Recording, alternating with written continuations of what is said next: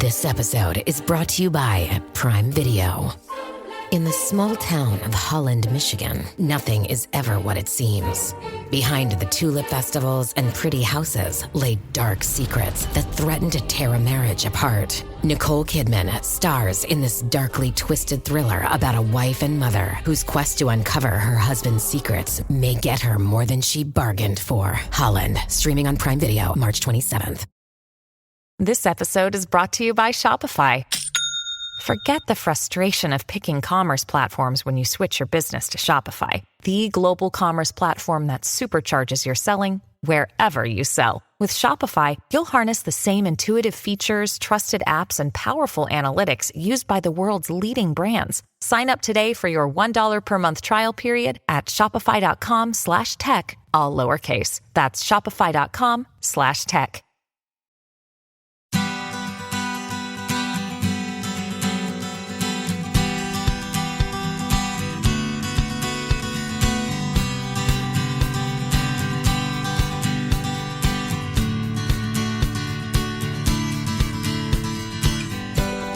Welcome to the Parent Footprint Podcast with Dr. Dan. I am Dr. Dan, your host. Our goal and mission at Parent Footprint is to create a more loving and compassionate world, one parent and one child at a time. How do we do this? Well, we firmly believe the key to raising happy, healthy, engaged, and aware kids is for us adults, us parents, to strive for those same things, for us to strive for happiness, for health, for engagement, and for awareness. And we believe that awareness is the foundation of creating your vision of successful parenting. And what we need to do most is be the person we want our children to become. Today's show is called It Takes a Village: The Power of Online Parenting Communities. And I am very happy to welcome our guest today, Joel Manzer.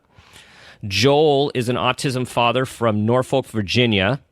His son, who he calls Short Stack, whom we're going to be hearing a little bit about today, has autism.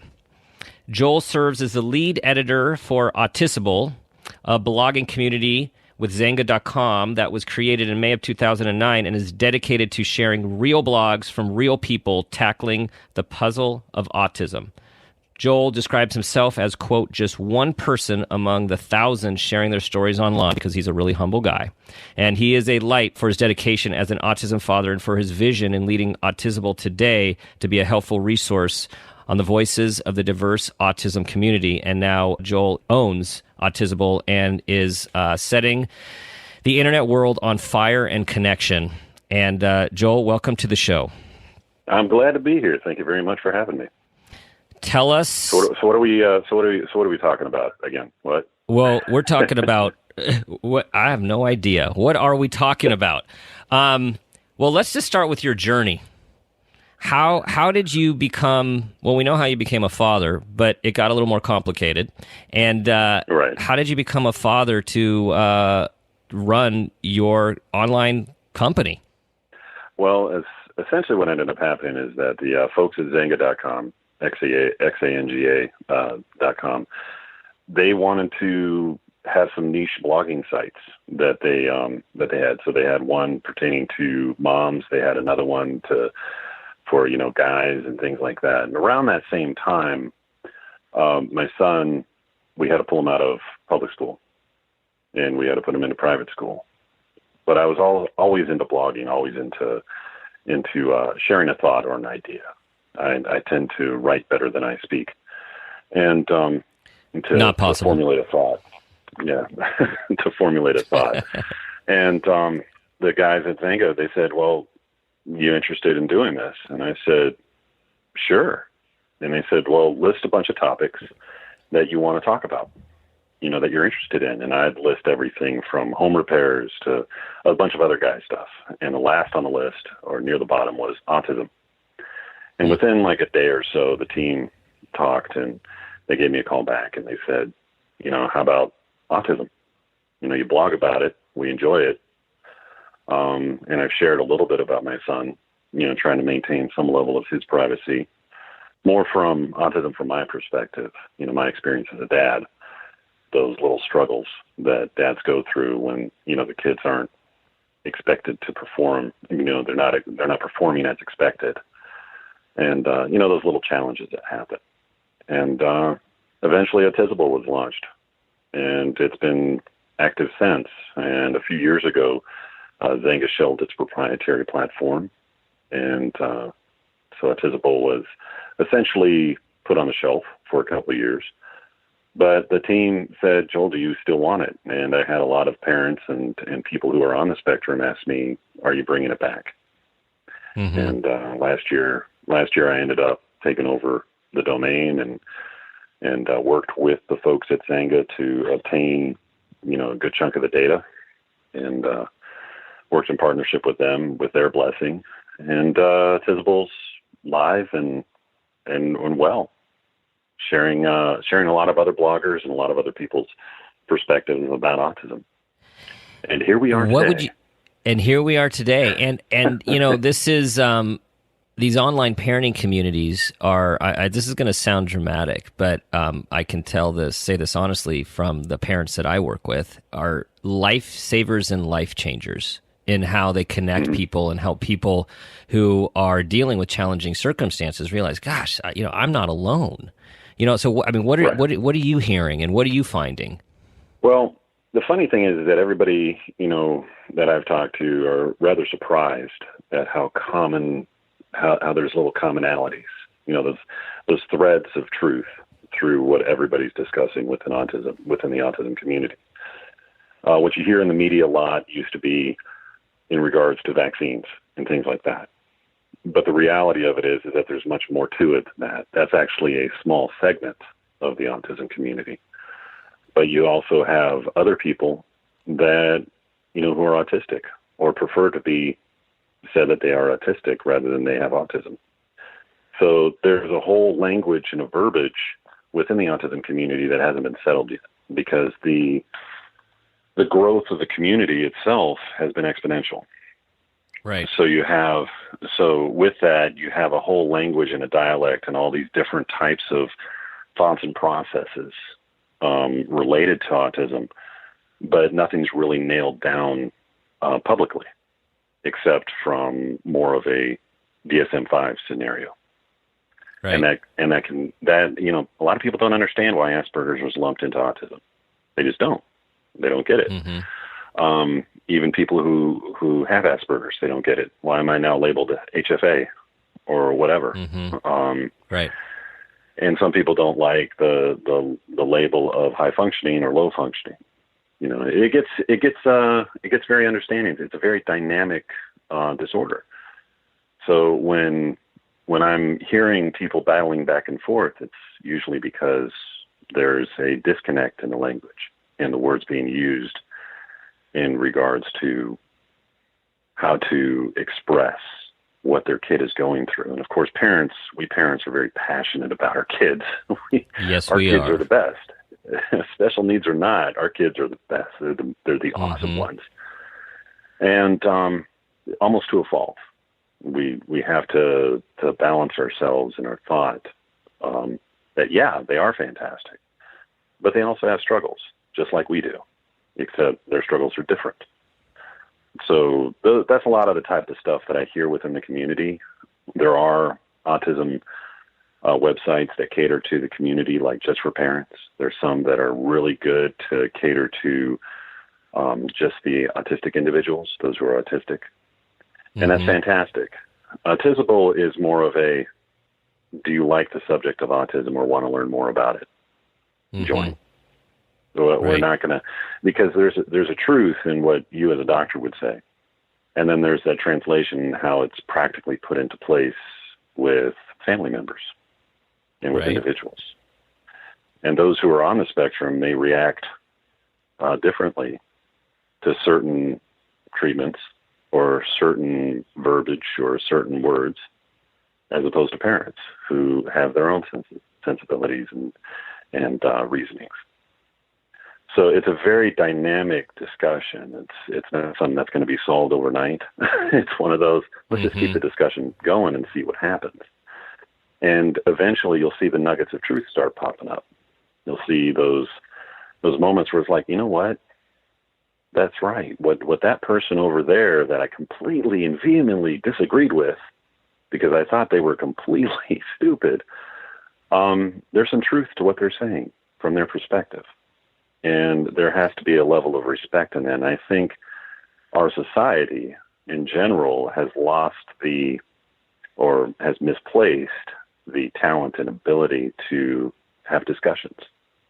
Right. Yeah, we do, without having that emotion behind it and that anger behind it. It's like, wait a minute, I get what you're saying, and then, try to explain yourself in that way. Well, and when we think of community, I'm sorry to cut you off there. When we think of community, even when we disagree with each other, or a parent's thinking like, no, this is my view, and no, I don't agree with your view.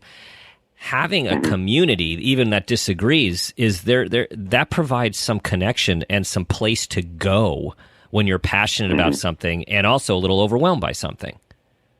Oh yeah, absolutely. I think, one of the things I've learned over the years on managing Autisable and being a part of the community is the fact that most of the time I'm wrong. I don't know. Yeah. Right. It doesn't matter what somebody else is stating. I'm wrong because that is their perspective. And they, even when I state something, it might sound as fact just because the way that I talk, can convey some level of authority. And I've had to learn that the hard way over the years. But, a lot of times I'm just wrong, and I think we need to understand and accept the fact that, hey, we might be wrong. And when I talk to a few folks that help me out on the site and they help me edit some of the content to put on the page and distribute, what ends up happening is that, I tell them, I said, what if we're wrong? We need to ask ourselves that question. What if we're wrong? What if, and it doesn't matter what science might say. It doesn't matter what the public says. It doesn't matter what the media says. Even if it's outright the truth. Just asking that question will keep us in check and say, you know what, they might be right about something in what they're saying. And I think that's a big thing that I've learned. You asked about community. Yeah, and I think that's really important for a number of levels. I mean, one is, when we think about the idea of parent footprint and how we are in the world, our kids are learning from, regardless of what we're saying. They're watching us, they're taking it in, and one important thing is to realize show our kids there's multiple points of view. There's another one of how do we respectfully have a conversation and even disagree, and how do we admit when we're wrong. I mean, these are all just great lessons. And what you triggered for me is when we were putting together the parent footprint awareness training as part of this project, and then vetting it out to people to look at videos. So there's some like tech people and people looking at the different videos and different professionals. And there's this one part of the training at the end where I give some personal examples of parenting with purpose with Dr. Dan, where I talk about experiences that were tough experiences that I went through with one of my kids. And what I said several times in these videos is, I'm not saying this was right. I'm saying this is what I was thinking about. This is what I was focusing on. And this is where the direction that I was intending to go. Other people might respond differently. And some of these experts came back and says, oh, you sound wishy-washy. Like you need to sound with more authority. And I'm like, what? No, we're not always right. Right? We're doing the best we can. No, we're not. Yeah. And I think, when you watch these things in the news and you get this little 5-second blip on social media, what somebody may have said or done, and people get so adamant, about, oh my God, I can't believe they said that, or they did that. And I'm like, what did they say that it was within the context of what was going on? And, in dealing with blogging and dealing with a lot of the stuff that I do with Autisable, one of the things that I had to remind an editor years ago that was helping me out. I had to remind her that what they are saying is right within the context, within the framework of what their message is. And if you take it at face value, just that one little sentence or two sentences, yeah, that is just crazy. That's nuts. But look at all the surrounding scenario that where they're coming from and how they reach to that conclusion. Mm-hmm. You may still not agree with it, but you can actually understand how they got to that point. And when I'm trying to address my son, and we're going around, I mean, he's 14 now, and we're driving around and trying to teach. He's pre-verbal still. He's got limited vocabulary. And there's things that it's like he thinks I can read his mind, but I can't. Mm-hmm. You know, no parent can. I mean, what parent in their right mind can read a teenager's mind, let alone their own kids? Absolutely. So, right.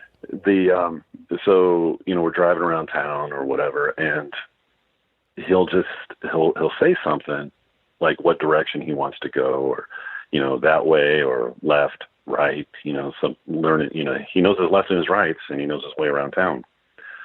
But it's within the context of what he's trying to say. He's trying to direct me to, like, the aquarium, because he wants to really go to the aquarium.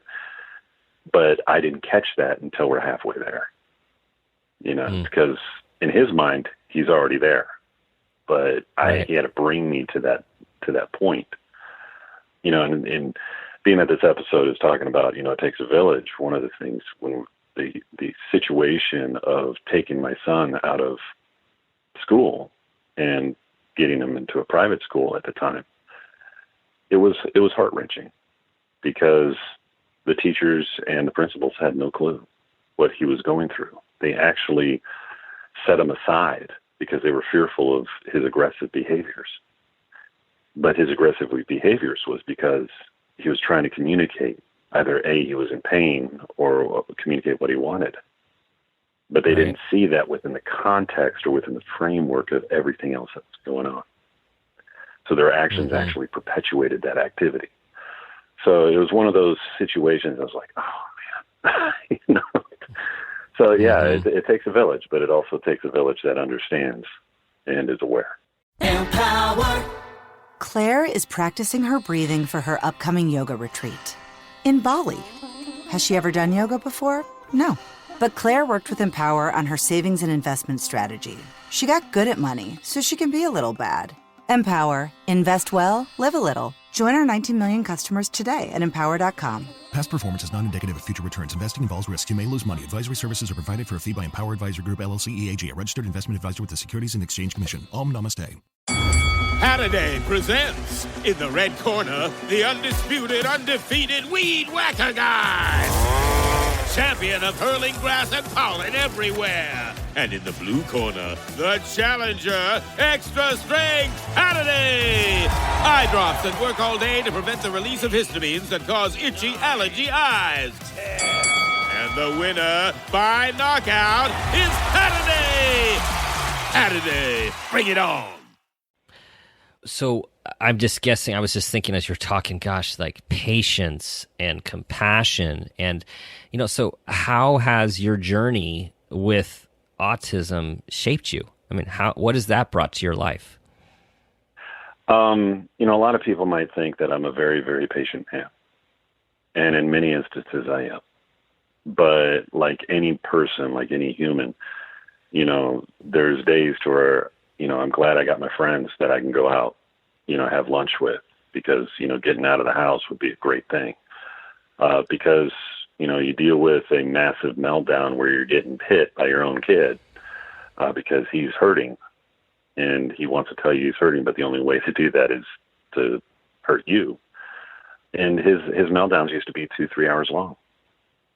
And we figured out because of the community, because of the autism community getting plugged in both online and networking, we found out what was the cause. He was physically hurt. He was having massive migraines due to barometric pressure changes.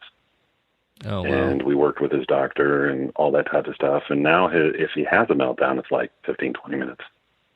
And he self-regulates dramatically. But during those early times when we were trying to figure out what was going on with him, what we would end up doing is very simple. My wife would just try to do her research, you know, on a private level, and I would reach out to the community. I'm like, have you guys experienced this? You know, people go, oh, the full moon, the tides, that. And I'm going, no. But then something triggered. There was a local Tidewater Autism Society here in Hampton Roads, Virginia. There was a mom, an autism mom, and who shared that their kid, when the barometric pressure drops, their kid goes through a massive meltdown. And that kind of triggered. And I said, why is that? Well, it was causing migraines. Then I'm also connected to a bunch of people who suffer from chronic migraines, and said, oh yeah, when it's about to rain, I get massive migraines. And I go, wait a minute, there might be a connection here. So, you know, we didn't know if that was the case for our son, but we did notice that about a day or so before a massive rain would come through, our son would have a meltdown. And we're like, okay, now we're starting to get something. And we logged it, we documented it, and we go, okay, now we're starting. But it was because of the community and the feedback and the networking that helped us go, now we know what's going on. Now we see what's happening. And it's like, aha, you have those aha moments as parents. You're like, okay, great. And then now he's, you know, we go from those every once in a while a massive meltdown to now it's like, okay, he's going to go swing in a hammock or go to his room and lay down with a bunch of blankets on himself, and he's going to self-regulate. Mm-hmm. And but it took us really reaching out and networking with the community and networking with people that we know that there it is. And that's helped us out dramatically. That's inspirational, because I feel like a lot of times we're looking at symptoms, and what we really need is understanding of a larger framework to describe behavior, because behavior with our kids, and we have lots of listeners with kids with differing special needs, and we all know that with special needs, what comes out on the other side and what people look at is behavior, whether it's avoidance or aggressive or anxious. Behavior is just behavior. And I think all too often, people just we focus on the behavior, even as parents, right? As compassionate parents who we want nothing more than to be the best parents for our kids when they're trying to communicate to us. And that story is the epitome of that, communicating pain through pain.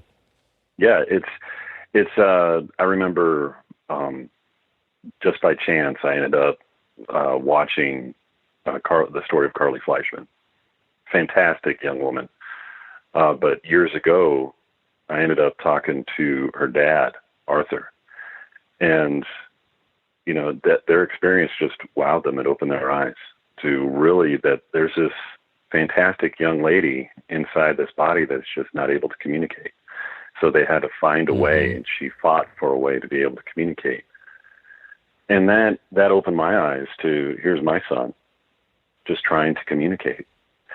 And then I was reminded when I was taking all these speech classes in college and writing and stuff that communication is really, 80% physical and 20% verbal, something like that. Mm-hmm.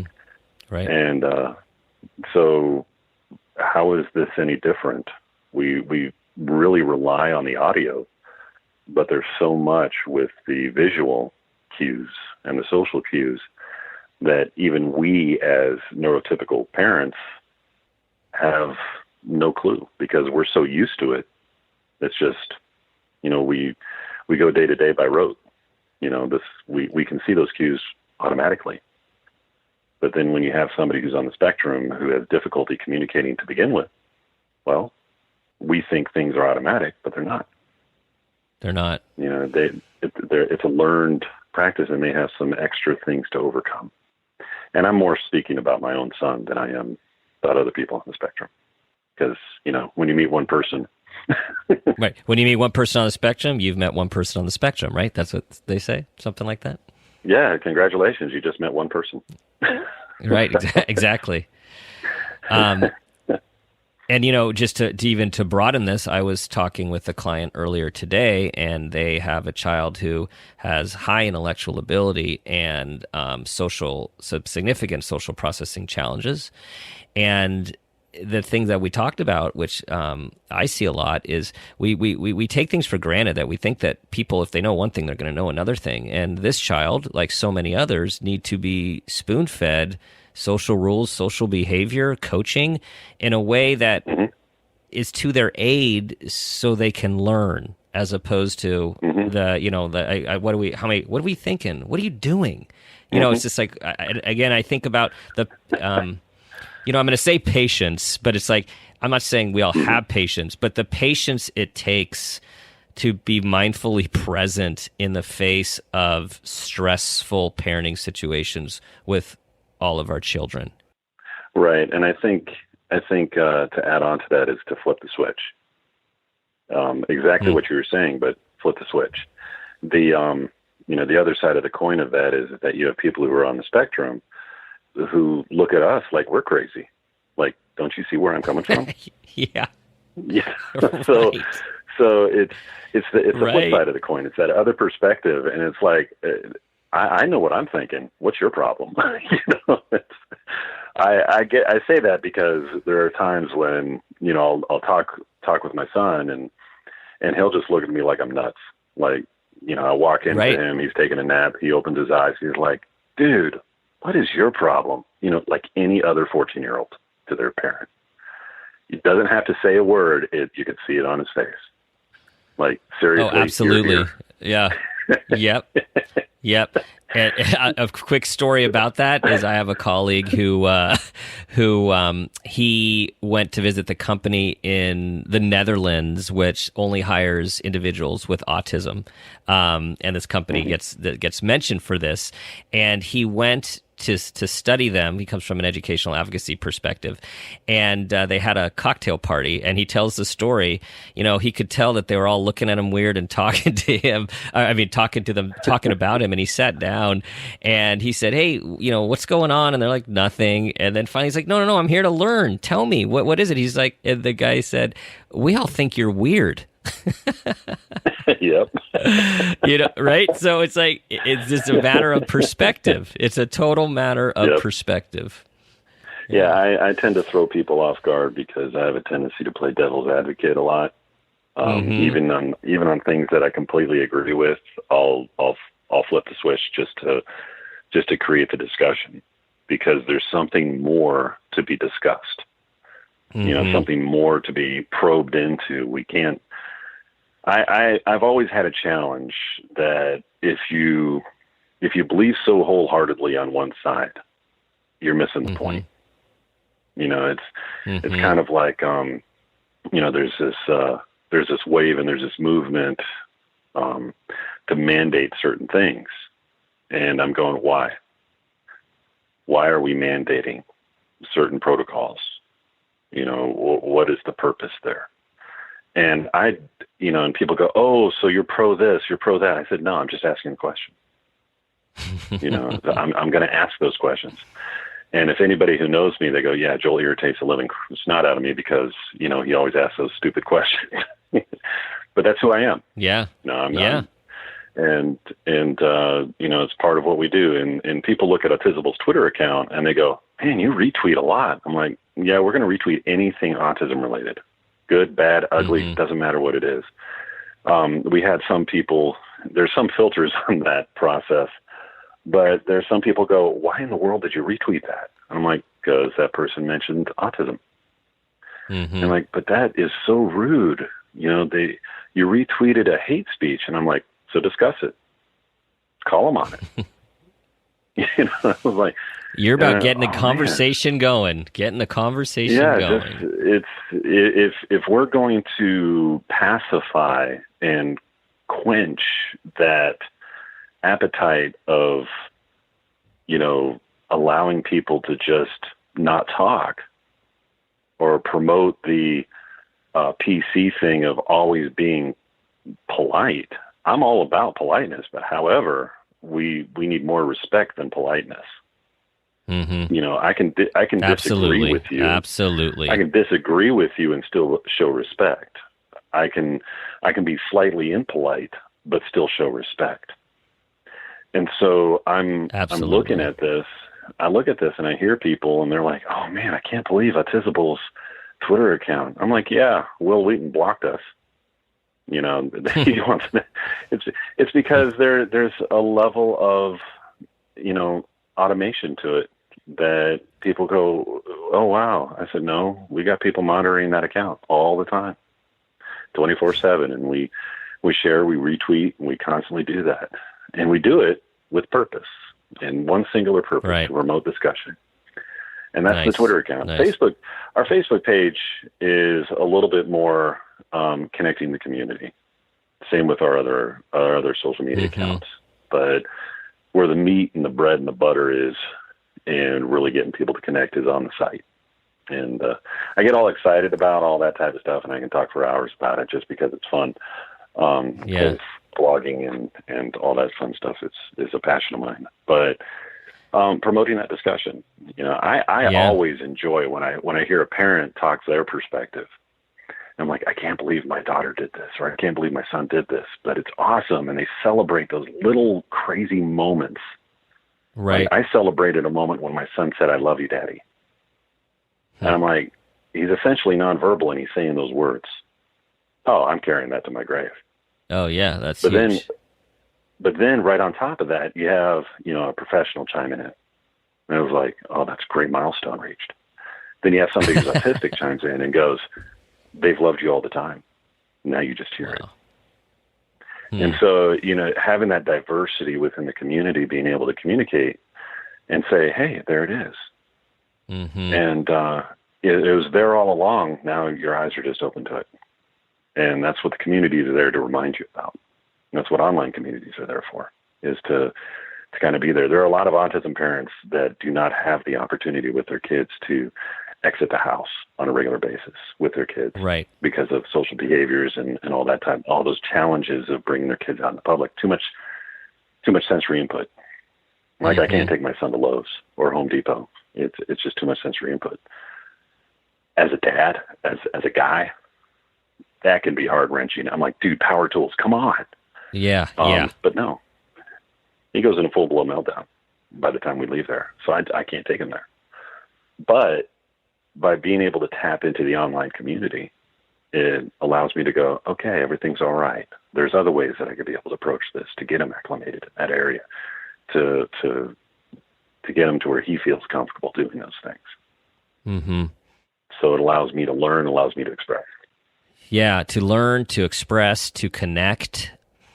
This is what your online community and others do. It's also what we hope to do at Parent Footprint too, in terms of raising this awareness about parenting is hard, and it's about doing your best with mindful awareness. And that brings us to the Parent Footprint moment question. Okay, so Joel, here we go. I'm bracing myself. Here you go. This is big. Okay. This is big. Okay. So all right, I'm holding on. We want to know a time when you became aware of yourself as an individual or yourself as a parent, and that new awareness had a significant impact on your son. When I was listening to the other podcast and you messaged me this question, and I had to give it some serious thought. And as you and I have shared, that I could probably throw out 1,000 examples, but I think probably one of the most pivotal moments was when we took my son out of the public school, and I was holding his hand, and he was holding mine, and I was expressing to the principal and the teacher, the young teacher at the time, that he's just trying to express himself, and you guys aren't listening. You're not understanding what he's going through. And it was at that moment that he squeezed my hand, and he looked up at me. That was that moment that to answer your question. Wow. So it's because he knew, and he was telling me that he knew. That's the reason why with Autisable and being connected to the autism community, it's really my personal vision for it, for my selfish moment with it, is really to learn more about my son. That's really what Autisable is to me. That could mean anything to anybody else, but that's what it means to me. I need to learn more about my son. And then when he's able to convey his ideas and his thoughts, I'm happy to bow out, because then I could be able to hear his own. So, I hope that answered your question. Drive and you did, man. That drive and passion is helping so many. I mean, I don't know what to say except that's just a beautiful moment. I mean, I was just picturing it in my head, the squeeze and the look and just the connection and the communication and the love. And there's nothing more than that. With that. Yeah.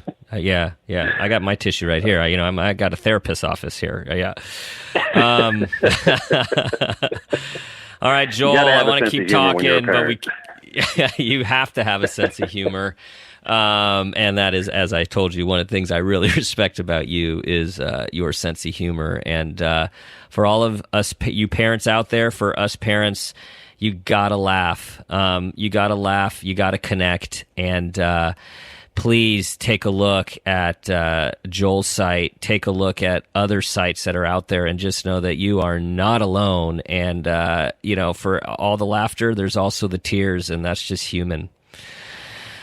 All right, this is our show. It takes a village, the power of online parenting communities, and Joel is a rock star. Joel, tell people where they can do the spelling of your site and your blog and your podcast so everyone can keep following you. Awesome. I'll keep it real simple here. Feel free to reach out to me on Autisable, AUTISABLE.com, Autisable.com. We're on Facebook, Twitter, LinkedIn. You can feel free to connect with me on LinkedIn, on Facebook, Twitter. I'm Ed Lives on Twitter. I decided to join Twitter early on when real names weren't really necessary. But feel free to connect. Follow. We're just about everywhere online, so Google and have some fun. I don't know. Awesome. You guys now know Joel. You know Joel now. You know the guy behind all this stuff. And I just dialogue with respect and ask the tough questions, and we're all on this journey together. All right, guys, that's a wrap. Thank you for listening to the Parent Footprint podcast. Check us out at Parent Footprint, www.parentfootprint.com. Be the person you want your children to become. Be mindfully aware, parent with purpose, and enjoy your life so your kids can see that happen. And as always, consider this question: what footprint do you want to leave?